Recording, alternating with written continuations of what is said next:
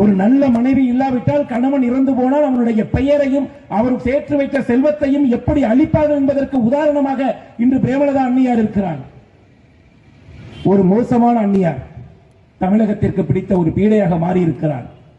வெறும் சொற்ப கோடிகளுக்காக இந்த விஜயகாந்த் கண்டெடுத்த இயக்கத்தையும் ஒரு பொன்மனச் செம்மல் எம்ஜிஆராக பார்க்கப்பட்ட மக்களையும் 9 கோடி மக்களின் நன்மதிப்பை இழந்து போய் வெறும் 300 கோடி பெட்டிக்காக நிற்கிறார். வேதனையாக இருக்கிறது. தொண்டர்கள் இந்த விஜய பிரபாகரன் வெல்ல வேண்டும் என்பதற்காக வீதி வீதியாக சென்று முரசு கொட்டுங்கள் என்று கேட்டார்களே. விஜயகாந்த் மகனுக்கு வாய்ப்புகள் என்று வீதி வீதியாக கேட்டார்களே, அவர்களுக்கு துரோகம் இழைத்த உங்களை விஜயகாந்துடைய ஆன்மா ஒருபோதும் மன்னிக்காது.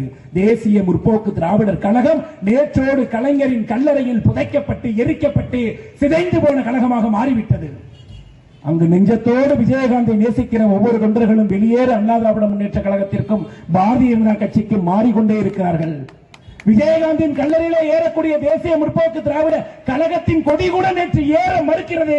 தாயே, இந்த கரத்தின் கொடியை நீ பிடித்தால் கொடி கூட அறுந்து விழும் என்பது போல தேசிய முற்போக்கு திராவிட கழகத்துடைய கொடி நேற்று விழுந்து அந்த அந்நியாரின் தலையில் விழுந்தது.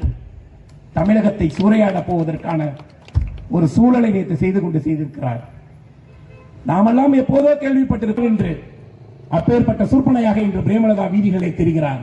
எப்படி வெட்கம் இல்லாமல் வீடு வீடாக வந்து திராவிட முன்னேற்ற கழகத்திற்கு ஓட்டு கேட்பீர்கள் அன்னையாரே? அசிங்கமாக இல்லை?